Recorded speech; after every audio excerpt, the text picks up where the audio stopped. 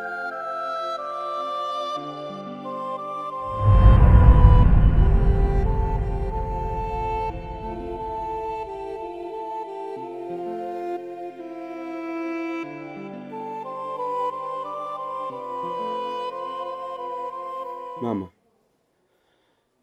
nimemwaita hapa kwa sababu ya mambo yanayoendelea humu ndani. Maana nimekaa nimefikiria nikaona kwamba hapo sawa kabisa. Tulipofikia sasa hivi mama, ninachohitaji mimi ni amani. Kwa sababu nikisema nianze kuleta tofauti, humu ndani hatutoishi kwa amani kama tunavyohitaji amani yetu. Kwanza kabisa kumbuka kwamba mimi ndo mtoto pekee wa kiume. Na mimi ndio kichwa cha familia. Mimi ndio ninaosababisha mdogo wangu Sakina ale, ninaosababisha mama yangu wewe ule. Ninahudumia kwa kila kitu humu ndani. Sasa nikisema nikimbie nitoe maamuzi kwamba nachukua maamuzi magumu kwamba natoka naenda kupanga, hivi jamii itanichukuliaje? Itachukulia kijana ovyo anayekimbia majukumu yake ya kifamilia? Nikisema niwatoe nyinyi nikawapangie sehemu, nyinyi mtaishije? Na unajua kabisa mdogo wangu Sakina hana kazi. Wewe mama huna kazi. Ili uende kausha damu mimi. Ili uende kwenye vikoba mimi. Lakini bado ile heshima ya kupewa kama mtoto wa kiume humu ndani sipewi. Na kingine zaidi, yani hizi drama zishakuwa too much.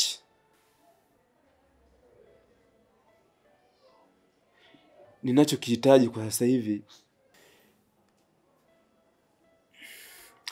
nakumbuka kwamba nimeleta Subira hapa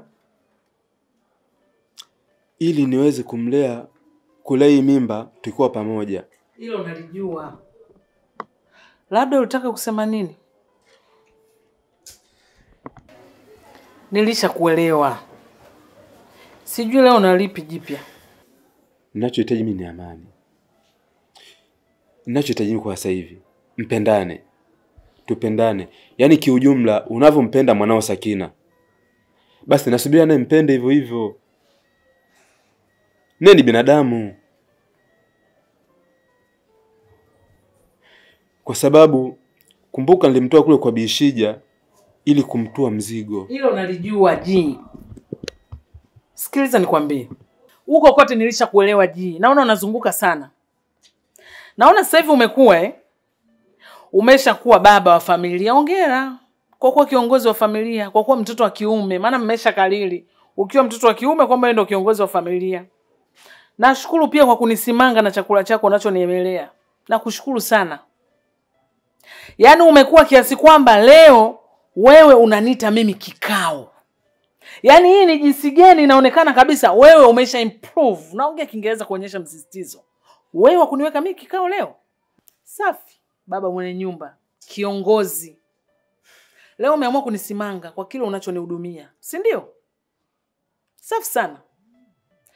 Ila unachotakiwa ujue ni kwamba hata uwe mkubwa kiasi gani, hata iweje, mabega hayawezi kuzidi masikio. Mimi nitabaki kuwa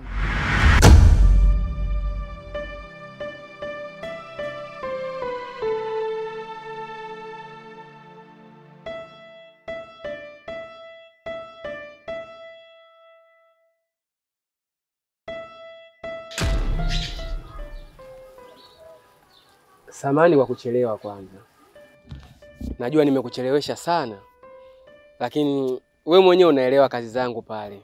Kuna wakati mtu anakuja anataka kumnyoa, sasa unataka kutoka, mara akaja mwingine. Kwa hiyo ni vigumu kuondoka kumwacha mteja. Nikasema ngoja nimalizane na hili, then nitakuwahi wewe huku. Sasa kwanza mambo vipi?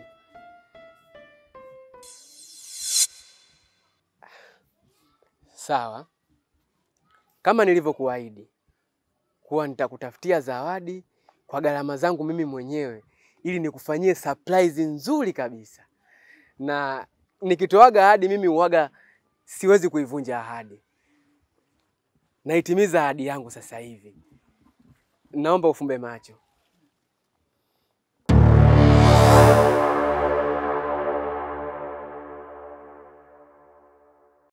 Fumba macho basi. Sio mbaya kwa sababu mimi ndo niliyekukwaza. Hamna namna. Ngoja nitimize ahadi yangu.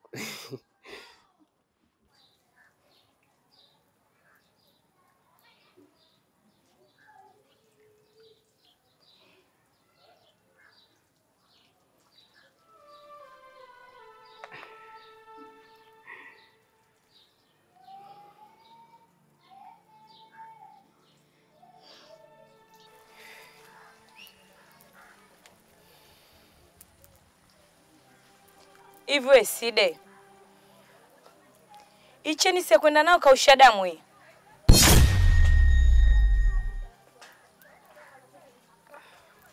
Kwa umeona hii cheni ya 3000 ndio ya kunifaa mimi sana au?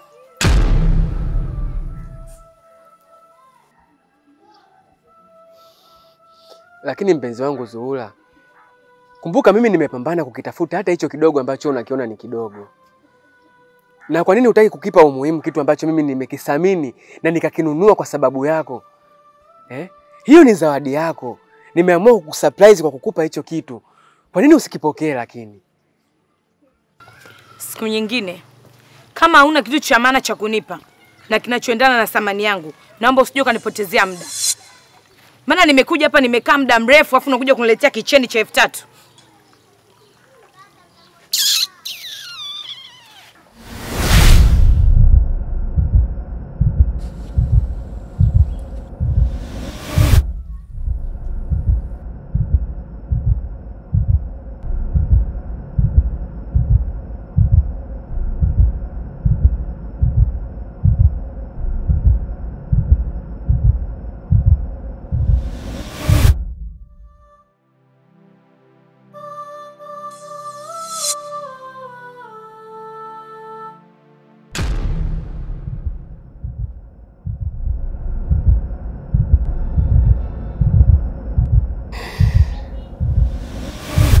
Zuhura, uliniahidi nikishatimiza zoezi la kukuletea zawadi nitapata faragha na wewe.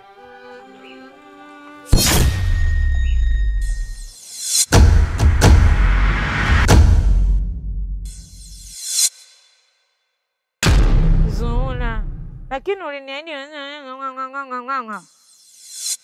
we Side, kwa hii cheni ya 3000.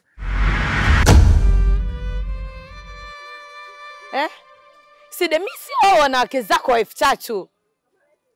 Unanichukuliaje wewe? Kwa hiyo umezoea hao wanawake zako ambao ukishapa tu kicheni basi ushalala nao. Mimi sio hao Side. Sina maana hiyo. Na sijamaanisha hivyo.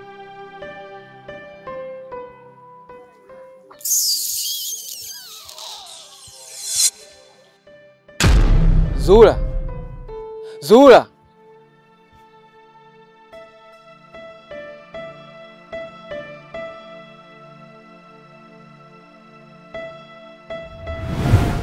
Ila asante mwanakiti kwa kuniita kikao hichi.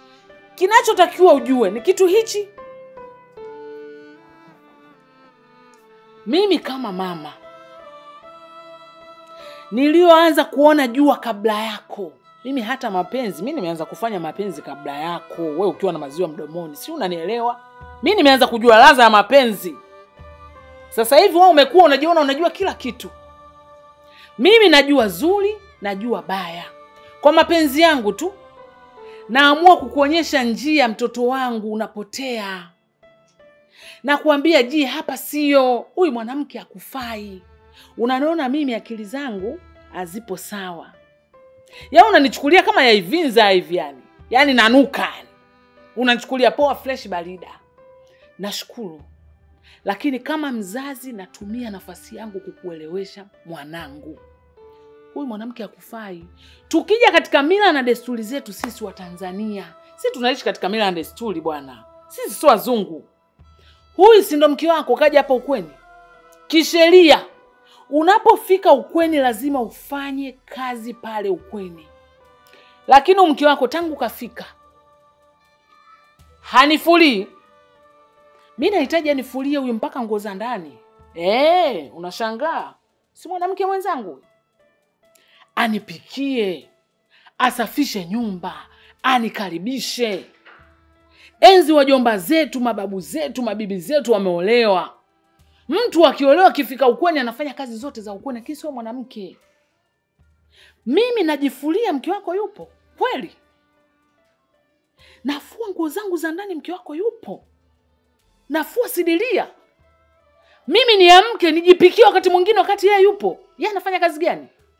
Sasa kama mama nimeona huyu hafai, ndio maana nikakwambia mwanangu, huyu mwanamke sio. Mimi unaniona mbaya na kushukuru sana.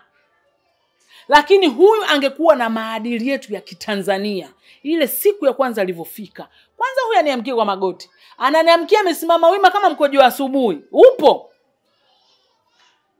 Huyu hata siku moja mniambie, ni lini wewe umenichemshia maji ya kuoga kaniambia, "Mama karibu uoge." Mimi naoga maji ya moto.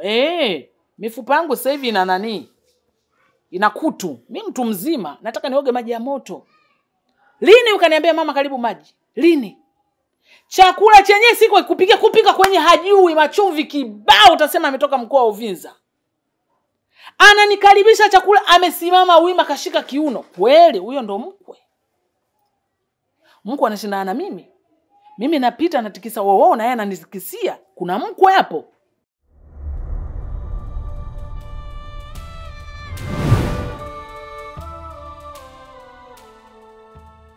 Nisikilize nikwambie mwanangu. Ukitaka yashike, ukitaka yaache. Lakini mimi ninavyokuambia, huyu mwanamke ana maadili. Hana kazi yote anayoiweza zaidi ya kuosha vyombo na kunivunjia vyombo vyangu, mpumbavu. Alafu leo eti unaniweka mimi kikao. Hongera, umekuwa mwenyekiti. Safi sana. Naendelea kunisimanga kwa vile vyela vyako unavyonipa. Nitatafuta bwana niende nikadange ili na mimi niwe naemea. Mbwa wewe. Mama. Hongera kwa kumteka na mapenzi. Wewe. Tumemaliza mwenyekiti.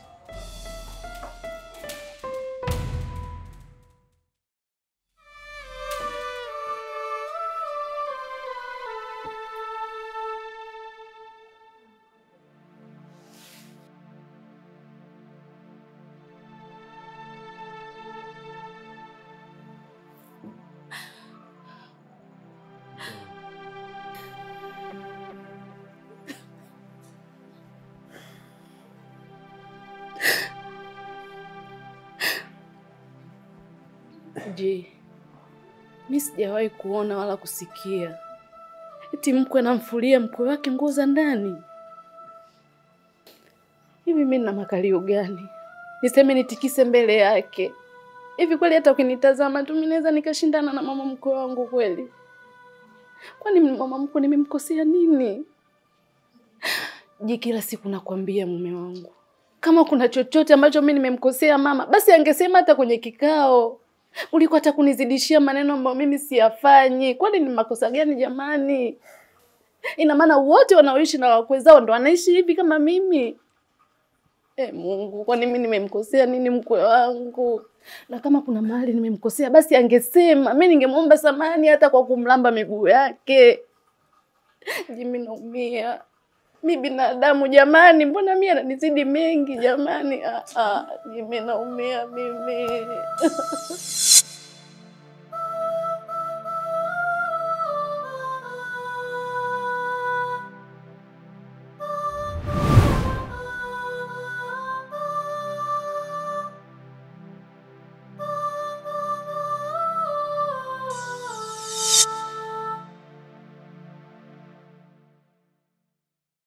Subira.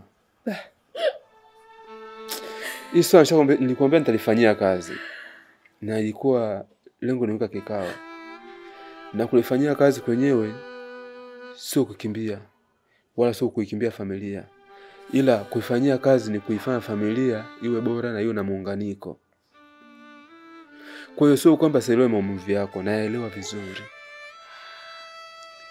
Ila haitakiwi kukimbia tatizo, inatakiwa ufanye suluhisho ya tatizo. Sawa. Mimi ndo mtoto wa kiume. Alafu kingine subira. Unavolia hivyo, yani hata waliopo tumboni, naye anakuwa yuko kwenye simanzi.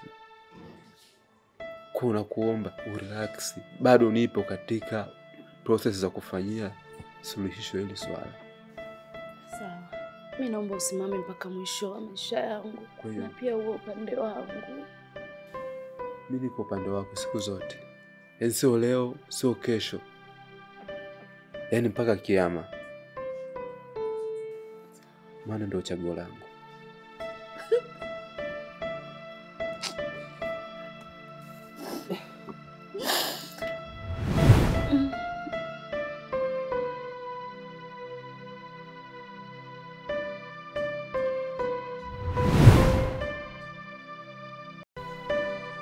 Hivi tafsiri ya mapenzi ni nini? Kwa sababu mtu ambaye unampenda yeye hata hakupendi, lakini mtu ambaye anakupenda hajawahi kuonja hata nusu ya hisia zako. Nashindwa kuyaelewa mapenzi yameumbwaje. Ni jinsi gani ambavyo unampenda Zuhura, lakini yeye hajawahi kunionyesha hisia zake na hata kunijali. Lakini Sakina kwa jinsi anavyonipenda, sijawahi kumuonyesha hata nusu ya hisia zangu, zaidi ya kumuongopea. Nashindwa kuyaelewa mapenzi.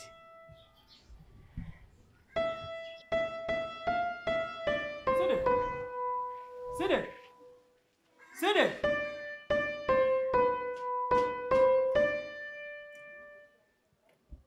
Sidi.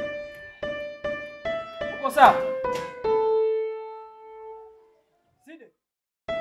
Nimekuita kuanzia kule, niko nakuita Side. Una shida gani Side? Mbona unaonekana una mawazo mengi ndugu yangu? Shida ni nini?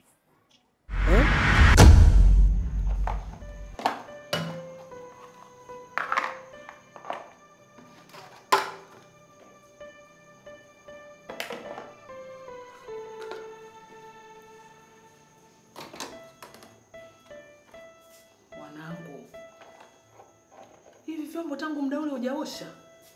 Hivi mwanangu, mbona mchafu sana wewe? Yaani vyombo mpaka saizi hujaosha kweli? Mama, ina maana mimi sifanyagi kazi humu ndani? Unafanya kazi wewe? Wongo kwa unafanya kazi saizi vyombo vyote vingekuwa vimelani. Kwani unakuwa hivyo unajitupa wewe mtoto wa kike? Nisikilize nikwambie mwanangu. Hichi kipindi niko hai, zingatia maneno yangu. Wewe ni mtoto wa kike. Mimi niko bize kumfinyanga mtoto wa watu. Kesho kutwa nawe utakuja kuolewa. Unaweza ukakutana na mama mkwe chizi zaidi yangu. Sio, unanielewa? Sasa jizime data.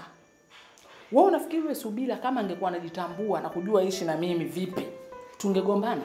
Kwa sababu unapotaka kuishi na mtu lazima usome psychology. Nimeongea Kiingereza kuonyesha msisitizo.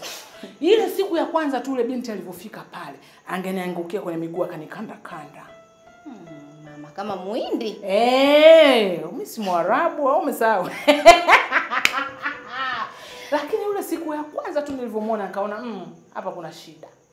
Ndio maana namchukia, simpendi. Lakini wewe mwanangu, lazima nikufundishe usafi. Kesho kutwa mimi nikiwa sipo, ukienda kwenye mji wa watu, usinitie aibu. Kitu gani wewe? Kwani uelewe wewe? Hivi kweli? Hivi. Yaani unasonga ugali mtoto wa kike hivi?